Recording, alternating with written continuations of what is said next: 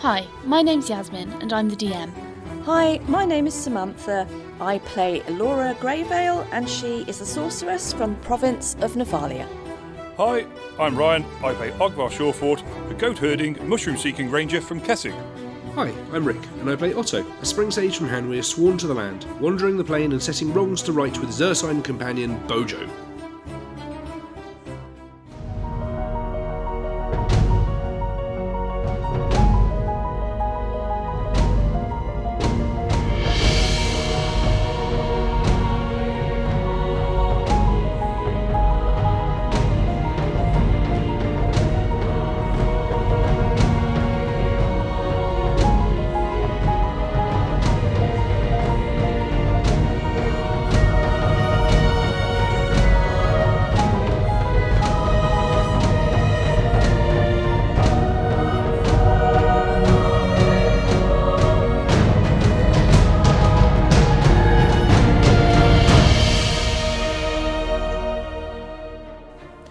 Welcome back to The Secrets of the Silver City.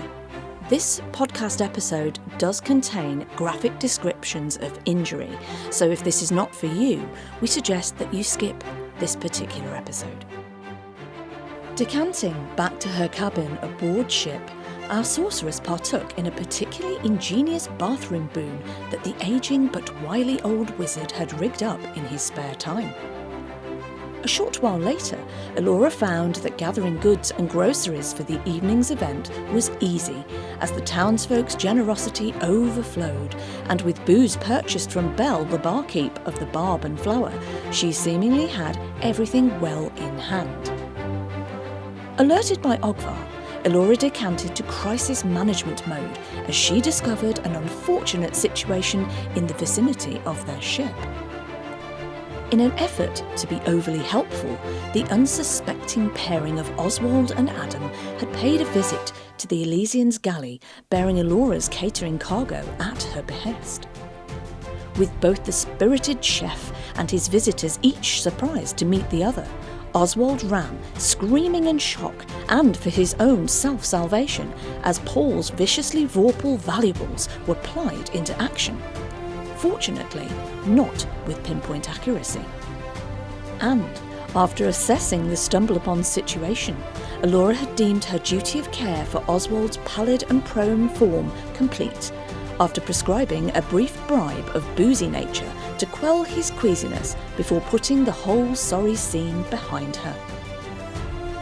Later, as evening fell, so too did the light of Avacyn fall upon the congregation of the thankful and on those in the throes of mourning. And as her soft silvery caress waned, she lifted the weight of loss on many heavy hearts. The poignant moment marked, and now past, the celebration could commence. Paul's opulent offerings fed the festivities, and much alcohol was consumed to both fuel the party and also wash away the pain. But elsewhere, in a mine on the nearby mountainside, as Avacyn's light faded, a storm in the shadows brewed as a heinous crime was taking place. Episode 198. A matter of knife and death.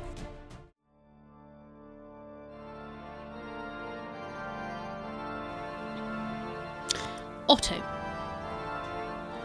Yes. The sounds around you are strangely muffled.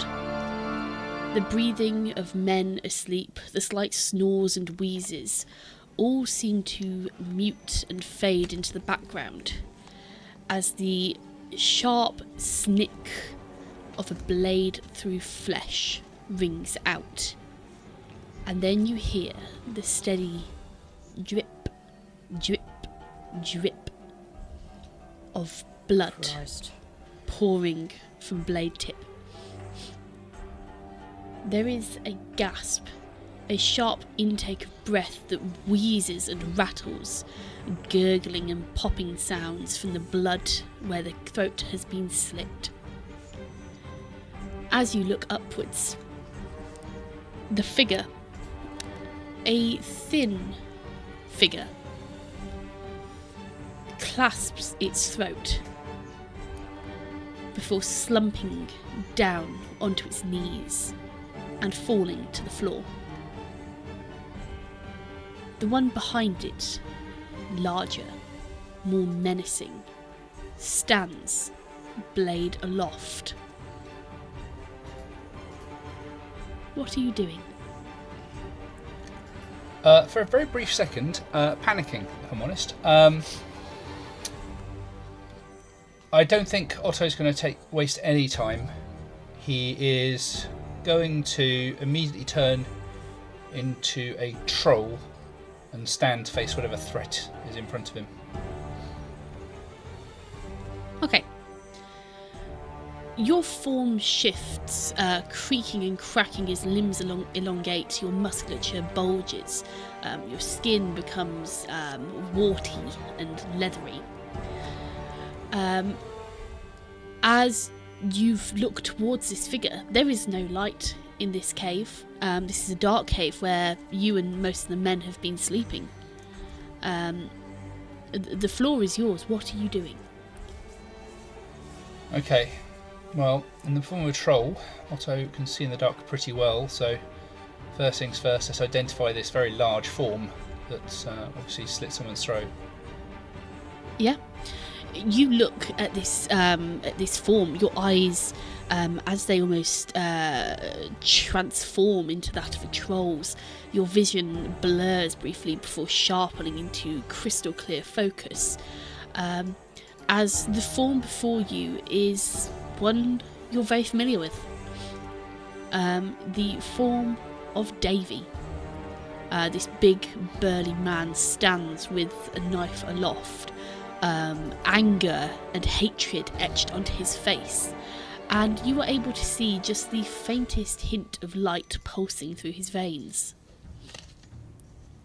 What colour light? You're using dark vision, aren't you? Well, actually, no, you're in the dark. It's a faint crimson light. Alright. Brief glance around for just a second.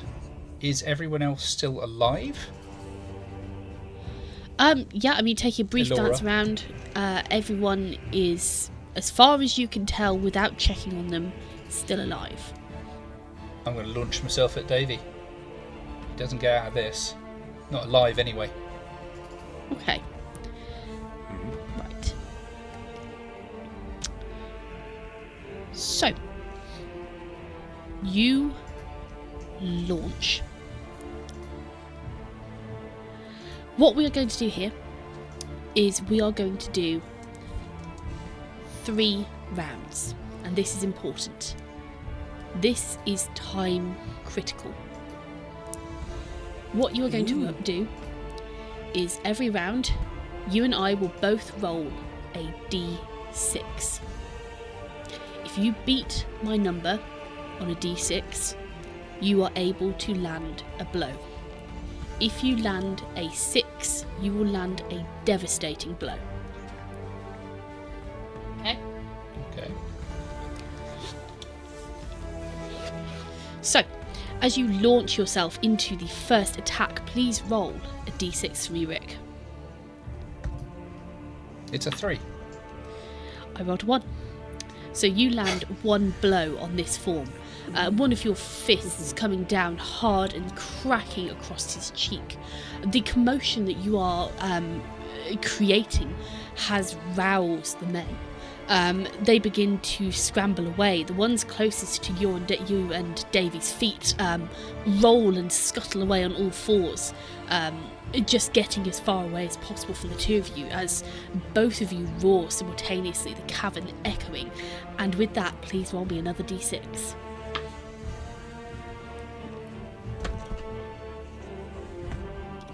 Got a 1.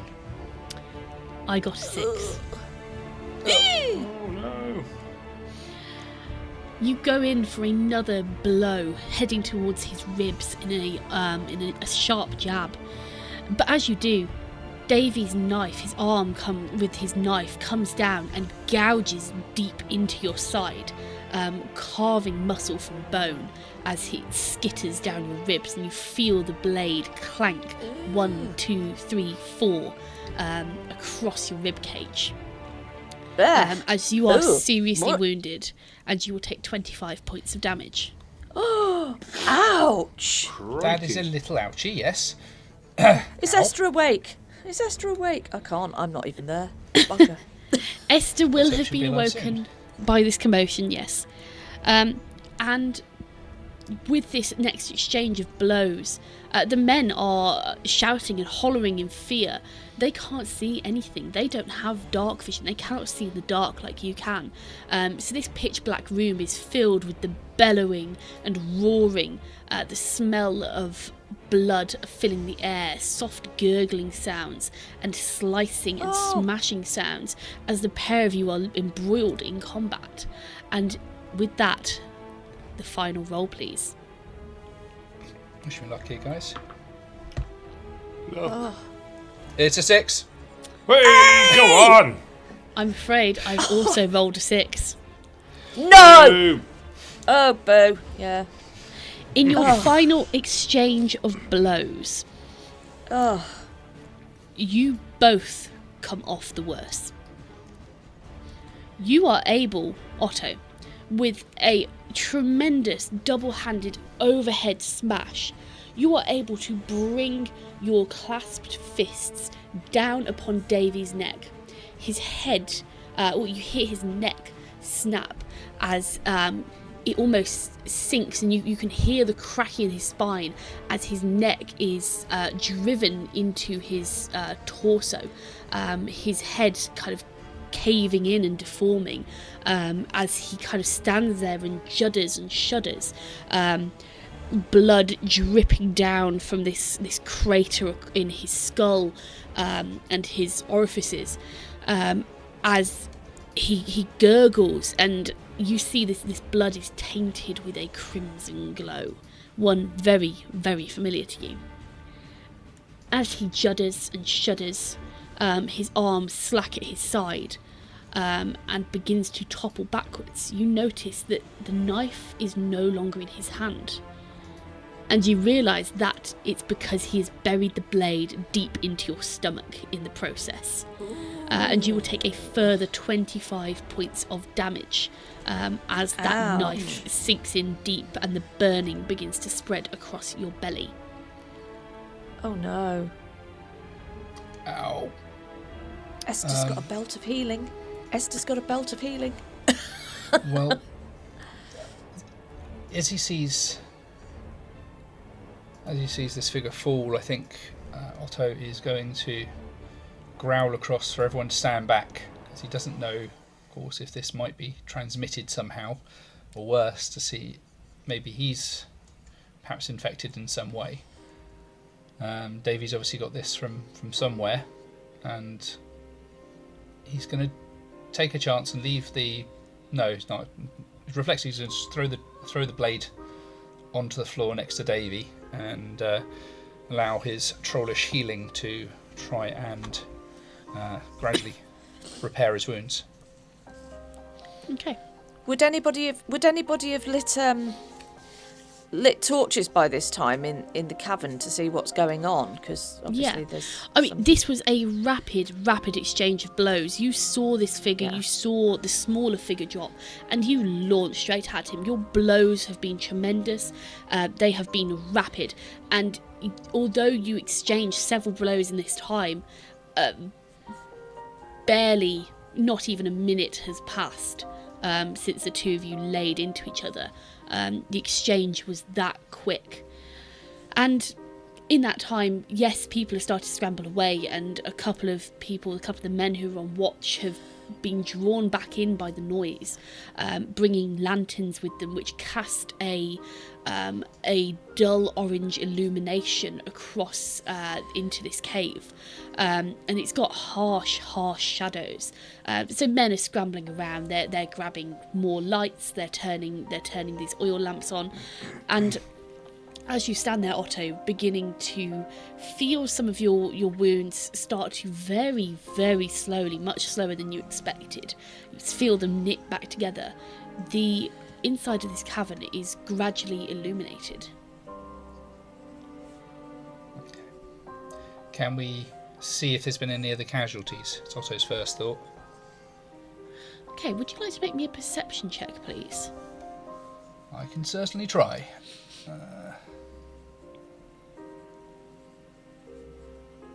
Why? I presume you mean a spot check, yeah? Yes, sorry, spot check. That's okay. Tonight is the night for the dice to pull through. That is a nat 20 plus the 18, so 38. Oh, wow. Okay. It's 13, yeah. And with the natural 20, I would say that was the only way you would notice it in time. The figure that has fallen to the ground, slain, or as you assumed, slain by a blade, there is a slight rise and fall to his chest. And a faint gurgling still emanates from his throat. Not a jagged cut, a very, very clean, clinical cut across the middle of his neck. I'll launch myself forward and use the only healing spell at my disposal, which is a cure minor wounds, but hopefully... while also shouting for Allura, I might be able to buy him enough time for Allura to get in. I assume you mean Esther. Esther. Sorry, Esther. My apologies, not Allura. Yeah. Thank you. Okay. Christ, I'd have to run quick. This healing into him. Please roll me the value. It is just 1. Just enough to stabilise, I hope. 1. Yep. Okay. We're going to do something here. Allura, could you please roll me a d10? So 1d10. And Ryan, could you please roll me the percentile half? So the percentile half of the 2 d10s. Okay, here goes. Two percentile dice. No, just one, but the 00 d10. Oh, right, yeah. The percentile, yeah. Mine was a 4. 4. So, yeah. So a D10 and make it. Ooh. So you want me to roll a D10 and then tell you what I got, which would be. Yeah. No, just the percentile. Oh, yeah. No. Yeah, That's fine. Yeah. So I rolled a 00, which would be 100. Oh my God. So that's Actually. 4. Is that correct? So that is a 4. 00 and a 4 for me is a 4. Yeah. Wow. Yeah. So combined double zeros. If it'd been 3 zeros, yes, that'd be 100. Double zeros plus a 4 is a 4. Okay. So, Otto, you launch yourself across the room, and the men have scattered. They are confused. There is yelling. There is shouting. There is a lot of chaos. The majority of them have been woken up in the dead of night by the bellowing roar of an enraged troll. They have scattered, they are trying to get their bearings, they're trying to find lights, and the scene revealed to them now, they see a body with its head basically hammered into its torso, blood slowly pooling across the ground, and then a troll launching itself at another body on the floor and slamming in a healing spell. And what does that spell look like, Rick? How would that appear visually? I think given his current form, he'll basically just slit the tiny end of his finger with a nail and squeeze out a drop of his trollish blood into the prostrate form before him. Very nice. You squeeze out this drop of blood, fighting your own regeneration as it tries to heal this tiny cut. As you drip one precious drop. Plink! As it lands into the cut across his throat. There is a sizzling sound as you see the wound very, very slowly begins to heal. You have bought just enough time for Esther, who has woken up slightly quicker. You assume, due to her background being battle ready, she has woken up and orientated herself rather quickly and has seen what is happening. She has seen you launch yourself, she has seen you drip the blood. She comes to join you and begins to cast as many healing spells as she possibly can into the body. The body, which you soon realise is Evan's. Oh. Yeah. His slight form looking even smaller and more broken as he lays, pale, blood pooled around his head and neck. And as Esther begins to heal and patch him up, you see the silvery light from her fingertips as she almost begins to perform a kind of knitting motion or a weaving motion, one that you're all very familiar with, having seen her knit and crochet and craft with fabrics upon the ship. You see her begin to knit the wound back together, silvery strands tying the wound closed, until it's sealed. Blood is no longer oozing out. The wound is still ragged and pink. The edge is still very much raw and not fully healed over. And for a minute, you sit there praying to Avacyn that this has been enough.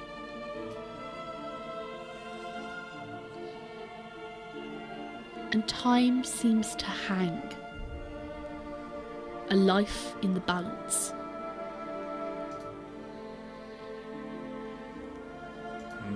And then you are greeted with a hacking cough as the body in front of you convulses as he begins to cough and choke and aspirate on his own blood.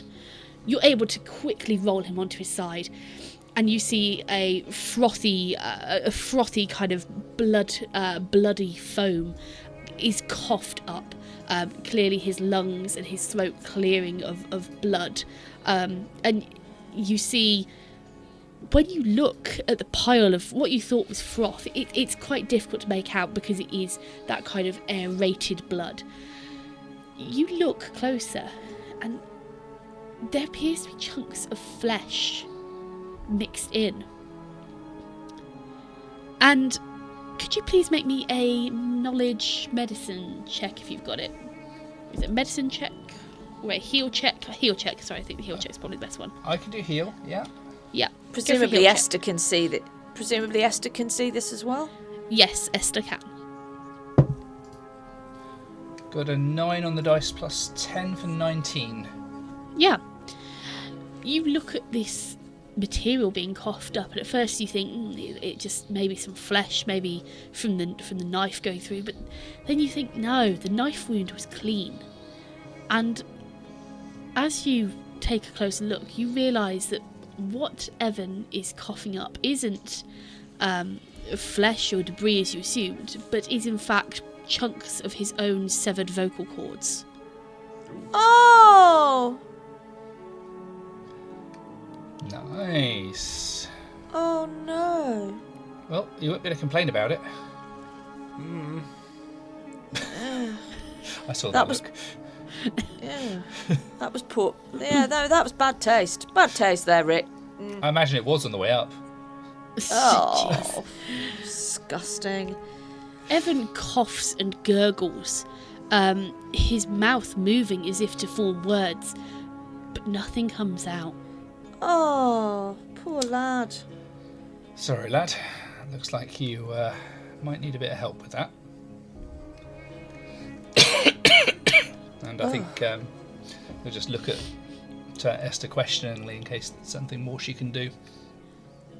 Esther meets your gaze, her expression grim, as she minutely shakes her head. With her clerical abilities, there's nothing she can do here. She's done all that she can. Sorry, lad. I think Otto will just move next to Evan, and just sort of point out what's left of Davy. Sorry, lad, we got you first. You're alive. Be grateful for that. And we'll try and sort out the rest of this mess another time. For now, don't try and talk. Just rest. And he'll just sit with him for a little bit. Still slightly suspicious that there might be another problem. He'll stay in his trollish form, which might be less comforting, but he'll remain in that form and just sit with Evan for the time being, and gradually encourage the rest of the crew to come in and sort of offer their own comfort to him. Yeah. He is pale, he is shaky. Never mind the physical, but now the mental shock has taken its toll. And you take him into your side, you prop him up. Esther gets to work with wrapping bandages around his throat, dressing the wound, even though it's surface healed. She still dresses it and applies some salves. And the panic amongst the men dies down as they watch on, and they realise, most of them with an abject horror in their faces, what has happened here. They begin to piece the scene together, almost like detectives on the job. They look around, they see the form of Davy, they see the knife, they see the faint crimson glow to the blood. They see Evan, they see you tending to his wounds, and the puzzle pieces come together. One of their own, Davy, has betrayed them. He has harmed and attempted to murder one of their own. And you see the anger rising. The anger, the pain, the sorrow, the pity pointed towards Evan. Some of the men come round him, they gather round, they put a hand on his shoulder, they, give him his hair a ruffle. They murmur words of comfort, rough words. Certainly nothing soft and gentle like perhaps one of the village women would utter, but soft, awkward words of, "It'll be all right, lad. It'll be all right." Other men step away, wiping their eyes. Their sorrow quickly turns to anger as they spy Davy's body. And before you know it, you see some of the men begin to drag it out. I wouldn't touch that. They'll try and stop them verbally straight away. Don't know what that blood's got in it. The men are determined. They've grabbed him by his ankles, and they are dragging him through the cave, leaving a bloody smear behind. Some brain matter perhaps falling out as well. They drag the body outside, and you don't see what happens, but after a short while you do hear the crackling and popping of fat as they are, you would assume, burning the corpse, purifying it. I think, given that it'd be nearby, I think Otto would just gently reach across and grab that knife to make sure no one picks that up by mistake, or worse, on purpose. And he'll keep that close to him while he just continues to comfort Evan for a time. Are you looking at the knife in any way, or are you just tucking it away? Just tucking away at the moment, make sure, obviously, I think what we probably do is bury it into the ground, so that it can't accidentally catch someone, and he'll pick it up with him when he eventually moves. Yeah. He'll look at it later. It's a little bit difficult to bury it into the ground because the ground is rock, but you find a pile of silver ore that you're able to kind of bury it into, its handle sticking out. The rest of the night passes quietly. The mood is sombre. The men don't speak much. They don't sleep much either. All of them just watching Evan, watching you, watching the dark corners of the cavern, waiting for something perhaps to jump out. But it never does. And by the time the light of the rising sun begins to filter into the cave, the sound of burning outside has died down. Evan's breathing has evened as he has achieved some form of rest. And at first light, the men are listless. They are pacing, they are ready to go. And they look towards you, looking for direction on what should happen next. I think Otto will try and just establish some level of normality. He'll take upon himself to clean up the trail of blood. And he'll just suggest to the men that to start working back in, including Evan, try and get him back into some sort of something more normal, some sort of routine. But while clearing out this blood, he's also then going to take a moment to make sure that he's got this knife on him, and also will have a look at that knife in the sunlight as it filters in. Okay, so I would say that with a heal check of 19, I think it was, you would safely assume that Evan would not be in a state to work. So, I wouldn't expect him to be. So you have quite literally if you want brought it to him be, back fine. from the brink of death, and probably the best thing for him would be to return to the town to be properly cared for. That would be a very easy assumption that you could make, or a deduction that you could make. Looking at the knife, could you please make me a wisdom check? That we can try. That is another 9 on the dice, plus 5, 14. Okay. With a 14, this knife is strange looking. It's certainly not a utility knife. It's not any knife you're familiar with. You know, it's not a dagger. It's like a straight dagger. It's not a kitchen knife. It's not a butcher's knife. It's not even like a large fish knife that you've perhaps seen by some of the docks. This dagger is curved almost into a half moon. It is long and curving, and is, I think you could probably safely say, or assume at this point, some form of ceremonial or sacrificial dagger. Aside from its unusual shape and gory decorations, its handle appears to be wrapped with a strange kind of leather which you're not entirely sure is not human. It doesn't appear to hold any other strange qualities. It appears to be a albeit decorative, a simple iron dagger.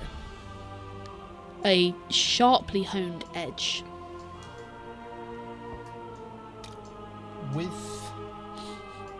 that in mind, I think the plan will then be for probably Otto to walk Evan back himself. Just let the men know that he'll return in a few hours, but before he leaves, he wants to cast Detect Magic on the knife, just to make sure he's not missing anything. Yeah. You cast Detect Magic on the knife. You spend a little time properly investigating it, calling upon the powers of the land to perhaps perceive the metal, perceive the natural ingredients used in the forging of this blade, and to perhaps perceive if there's anything unnatural about it. With a thorough inspection, you were able to determine that there is no magical property to this blade. It is a simple yet ornate blade. Okay. Well, I think with Evan looking so badly hurt, it's time to leave Esther in charge for a little bit. Yep. I think, bless you.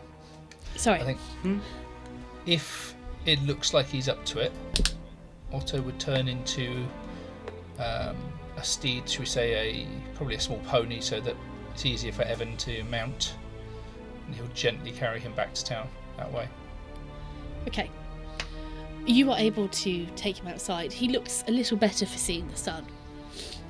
He's still pale. He is still weak and wobbly. But you are able to turn into the form of a small pony, and you were able to kind of help Evan upon your back. We're not talking like Lord of the Rings, Aragorn with the horse kind of level of helping onto your back. Throw him over the back. Give him a kick. Yeah, but you're able to kind of slightly drop down, and you've kind of turned yourself into a small enough horse where this isn't going to be a problem. And the men help, and they kind of prop Evan up and tie a rope around your neck so he's got something to hold on to. And someone has the bright idea of actually tying a rope around kind of Evan's, almost like his upper thighs and hips and around your chest, so he is actually secured onto your back. And he makes these very pitiful wheezing sounds as he tries to form words. So lad, don't try and talk. Let's just get you back to town and we'll work things out from there, alright? And I think Otto would say goodbye to Esther and the other miners, and once Evan is secured, he'll slowly, gently make his way back to the town. Okay. You start to make your way back to the town, and as you say goodbye, the men have almost formed a line, and as you walk past, as they walk past, they give Evan a pat on the leg, a pat on the back, a squeeze of the elbow, as they offer their silent support as they head back into the mine and you head back towards town. The journey back is long and slow. The day, however, is fine. There is no rain, there is no storming. It is calm, and the steady clop of your hooves is the only sound that really pierces the gentle countryside ambience. And as you travel one hoof after the other, you make steady progress. Arriving back at the town, you pass through the northern gates. At this point of the day, unguarded. You assume that Oswald and Adam are probably sleeping off a hangover somewhere. And you walk into town, passing by houses. Where are you heading? I think we're going to head over to see the priestess. Yep. And I would love to say I remember her name, but I Lena. don't. Lena, thank you. I'm going to go try and visit Lena to try and give him some level of comfort, and also try and explain exactly what's happened to the person that I think Otto assumes will take responsibility of the village soon. Okay, so jumping back in time a little bit, Ogvar and Alora. It was during the middle of the celebrations, celebration of both life and loss, that you looked around, and at the corner of the rhubarb and elderflower, you saw the frail figure of what could only be, or who could only be, Hans Reinhardt, flanked on one side by Jenric and on the other by Eric. His gaze is knowing, as if he knows more about you than you think he does. What are you doing? I assume we both sort of clock this at the same time. Oh, yes. Yeah. Sort of nudge Laura. Oh, someone's back on their feet. It's a good sign, really, isn't it? Oh, that's very good news. Perhaps we should make our way over and introduce ourselves at the very least. Yeah, she nods to Otto. She nods to Ogvar, and she starts to make her way through the crowd towards them, so weaving through people to go over to meet them. Mm-hmm. Okay. Yeah. Yeah. You approach and you see that Hans is being supported by both Jenric and Eric, hands on his elbows, steadying him on his feet. And as you approach, he gives you a thin smile, nodding his head slightly as he looks at you both. Right. I think Alora would assume that by this, that obviously Genric and Eric have told him, probably Genric has told him something. Pretty much immediately he's got some kind of recovery to explain why we were here, how we've managed to be here. Alora will sort of glance at Ogvar and smile, because this is good news. And she will turn to Hans and say, hello,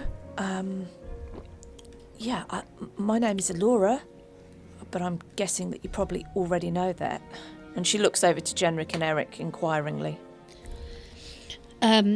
Genric makes a very kind of a knowledgeable scholar pose where he kind of juts his nose up and he strokes his chin, his little goatee, or his beard rather, in a ponderous manner. Eric looks directly at you and nods. And this here is Ogvar. We've travelled a long way to be here. It's been a hard road and it's been a complicated one. I don't know whether you know exactly why we're here. I'm assuming that you probably do. It is good to see you back on your feet. We were very worried for a while there. And I'm so sorry for what you have endured. Hans looks at you. He nods almost benevolently, in a very grandfatherly fashion. Yes, thank you for your efforts.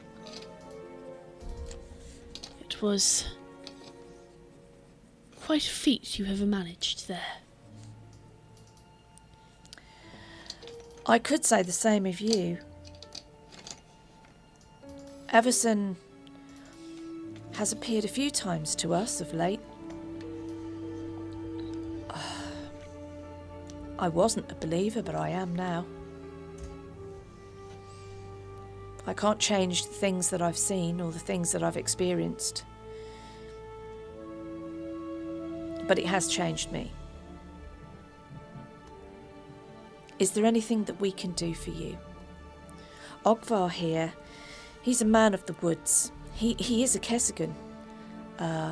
So he's kind of on home territory, I suppose, but he has some things that he might be able to do to help you in some way, maybe? She looks inquiringly at Ogvar. Yes, I'm here to help as much as I can, really. It's, I have no medical or apothecary skills as such. But, yes. He doesn't have a degree. No. Out of my wheelhouse. Hans looks at you. Thank you for your gracious offer. I will recover with time. Yes, time. That's a very significant word. You are barely out of your sickbed. But time does not give us much leeway with what we need to ask of you, even in this state.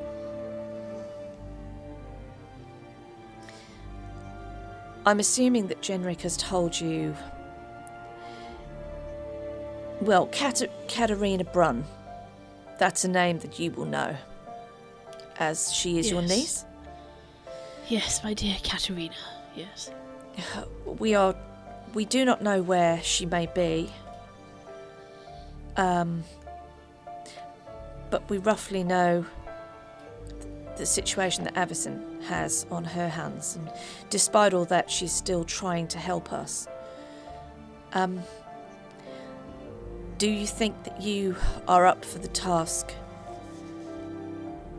Maybe solving the rest of that codex would maybe help us to find Katerina as well. I wouldn't know where to start to look for her at this point in time, but maybe they have more clues in Thraben.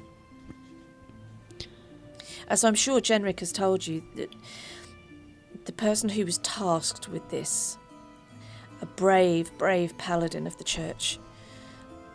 He was only young, but very experienced, and we lost him along the way.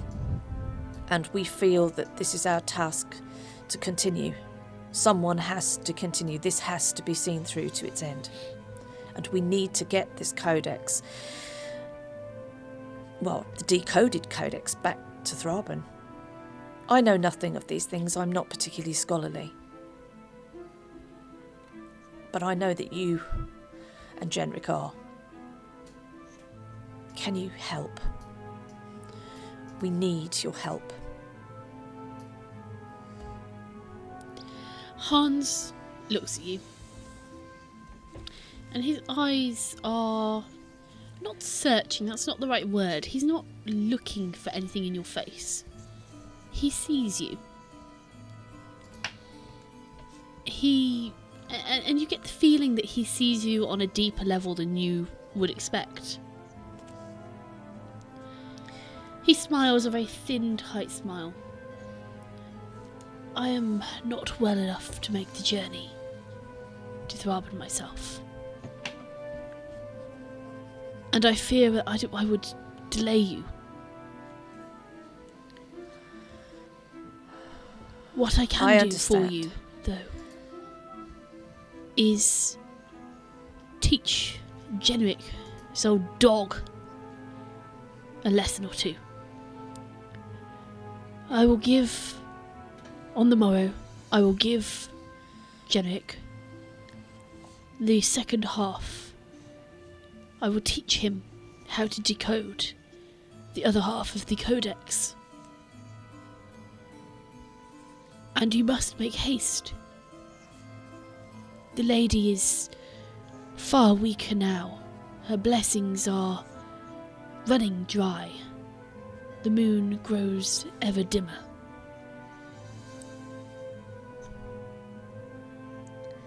As you said, time is not on your side. And time is a rather funny thing. It is marked by the passing of the seasons, yet is also a seasoning itself. So go and partake in some soup. I heard it is quite delicious.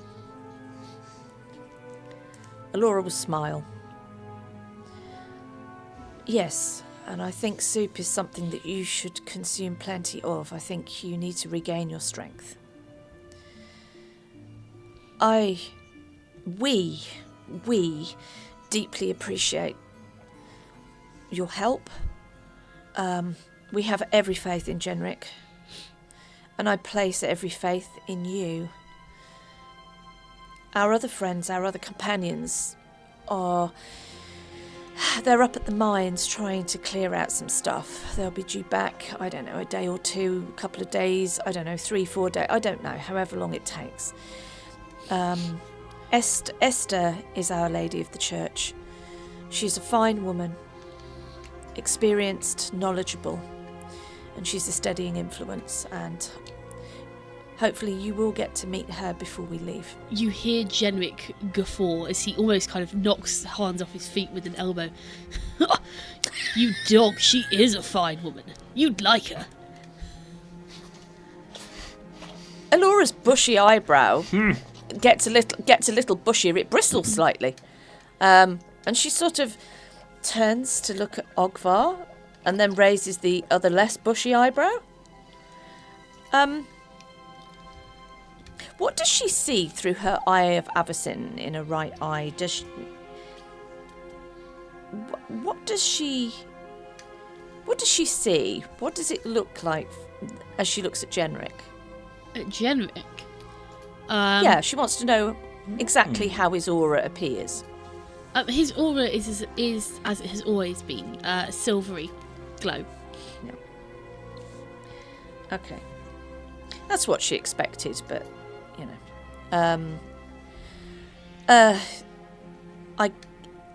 I hope that the celebrations and the remembrance did something for you, as well as everybody else in the town. It really was rather special. It is something that I will never, ever forget. It's still ongoing around you as you speak. There are still yes, people I drinking, know, still but people making merry. Yeah, no, I think No, I appreciate that, but I think she would say that because really the big event was what happened previously. Yeah. I think that's what she was angling at. I'll stop by and see you in the morning, Hans, if that's okay, if that's acceptable. Hans nods at you. Smiles. Laura will bow. Yeah, she'll incline her head slightly in reverence, really, because obviously she appreciates that this person he's a powerful person, and even though he was in his own difficulty when he was shut in his cage in the cavern, his input, his help, his prayer was instrumental in their survival, she feels, as well. He smiles at you, takes a seat on a nearby chair, and handily serves himself a large helping of stew. Yeah. As he appears to kind of relax back and perhaps just sit on the edges of the festivities, just quietly enjoying watching.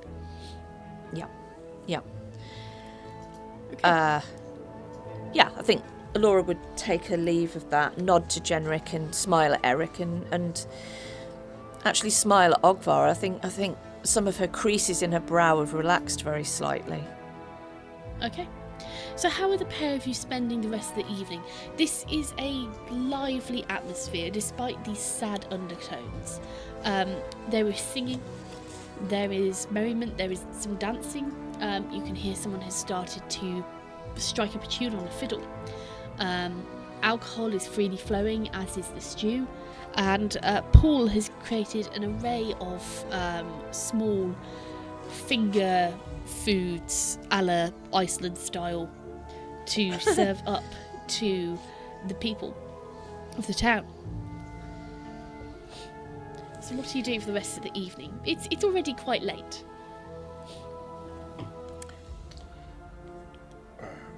Has Ogvar got anything to do particularly? Alora wants to do something, but I think if Ogvar has something to do first. No, I think Ogvar being the more sort of quieter type of person. He remembers back to the time when they were in Stagwick, and Quinn was dancing around with what was her name? Oh, Mary? Mary, yes. Mary. Yeah. Yep. He looks at her and he sees people dancing, and he sort of thinks, I remember that time when Quinn was with us, and maybe it's now not the time to dwell on such thoughts, but it's something he would have enjoyed. So Ogvar's reflecting. Yeah, that's nice. Yeah. Yeah. And you do indeed see, see people dancing indeed in this very kind of folk dance style. And yeah, it's very, very easy for you to draw those parallels. And yeah, you're able to take a quieter role in this celebration. You're plied with drinks and food as freely as you want. And people will come up to you and thank you profusely for what you've done for them.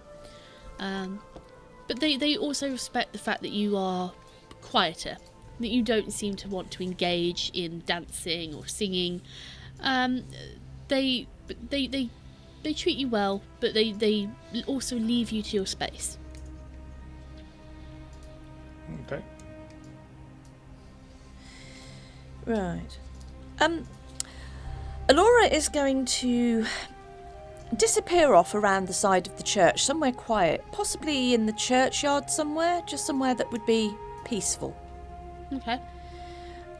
She's going to find either a stone or a wall or a tump of something, a chair, a barrel, anything that might be around there to just plop herself down on. And she's going to, when she went back onto the ship, although she didn't previously mention it, she had pulled out the aspect mirror, the matching one to the one that she sent to Richard Stagwick. She'd have stashed that in her pocket probably, or in a pocket wherever. She'll pull that out and she's going to attempt to make contact with Richard. So she's going to hold the mirror up, and she's going to... She'll cast light on something behind her, so there's some light. And she will attempt to reach out to Richard. I think that's how they work. I think you just speak... I think you speak into them? You call into them? They're paired mirrors, essentially. So, yes. Yeah. Okay, you pull out the mirror. It is this ornate hand mirror. And it fits comfortably in your palm. As you look into it, you are greeted by the sight of a hag. No. Cheeky. As you look into it, you call out Richard's name. And you invoke the magic of this item. The surface almost appears to liquefy, becoming almost mobile and free-flowing, until the image shimmers over. And the face you see reflected in the mirror is no longer your own. It is the aged and weather-worn face of Richard. He is suffused with a soft orange glow, and you can hear the noises of the hearth and hearth in the background. The sounds of merriment, the sounds of Mary's voice calling raucously across a crowd, the crackle of a fire. He has clearly placed himself in you would assume a far corner, a quiet spot, and you can almost imagine him sat here surveying this flourishing town and his people as he looks into the mirror. And a bit like an old person trying to do a video call, he holds it kind of at arm's length, and then it goes up and you see up his nostrils, and then it's back at arm's length again, and then he's kind of turning it upside down and then back the other way, and he kind of taps the surface. Can you hear me? Hello, Richard. Yes, I can hear you, and moreover, I get that wonderful warmth of the heart and hearth, and I do miss it. And I do miss the people. And it is a pleasure to speak to you once more. I'm glad that you got my package, and I'm assuming that you also got my letter. Now, on the subject of the letter, just coming out of character for a moment, I cannot remember whether I read the letter. I don't think I did, because I think it was concealed from everybody. The letter read as follows, and this is the letter that went alongside the instructions for the aspect mirror when it was delivered. My dear Richard, I am hoping this letter finds you and the village well. I am contacting you further to my somewhat cryptic message a few days hence. Our visit to your lovely settlement left me with a sense of warmth and tranquility, a place I would be happy to settle, somewhere I would like to set down personal roots. After much thought and soul-searching over the last week, I would very much like to express my interest in purchasing your historic family property, Stonewell Hall. I believe it holds significant potential for restoration and community enrichment. My vision would be to fully restore the property to its original glory, refurbishing all and any of its original salvageable contents also, before utilising it as my own private residence. That would also serve as a venue for local functions, events and public meetings, thereby fostering a sense of community and creating permanent local employment opportunities. In any such event of the property changing ownership, your successive family or the townsfolk of Stagwick, in that order, would reserve the first refusal rights to purchase the property from my estate. These stated commitments to the town of Stagwick would be in perpetuity and would forever pass through the line of any successive and future ownership.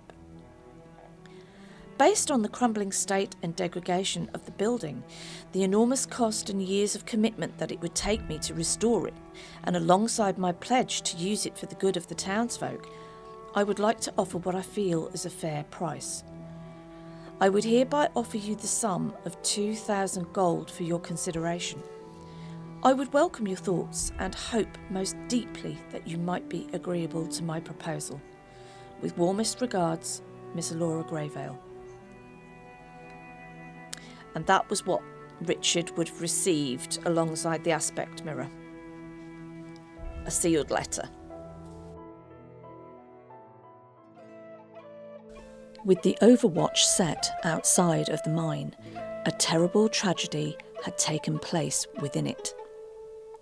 As Otto roused from slumber, the seriousness of his situation hit him hard. Springing into action, blows were exchanged, wounds were deep, but his rage ran deeper, until Davy was definitively defeated, never to darken anyone's door again. Every effort was made to bring the young man back from the brink, his final breaths easing as Otto reached out in desperation. Esther expended as much of her divine magics as she could invoke to help heal Evan of his wounds, whilst his friends and colleagues could only watch on in horror. Evan had dodged death, but not escaped his fate entirely, as a rocky road to recovery stretched before him.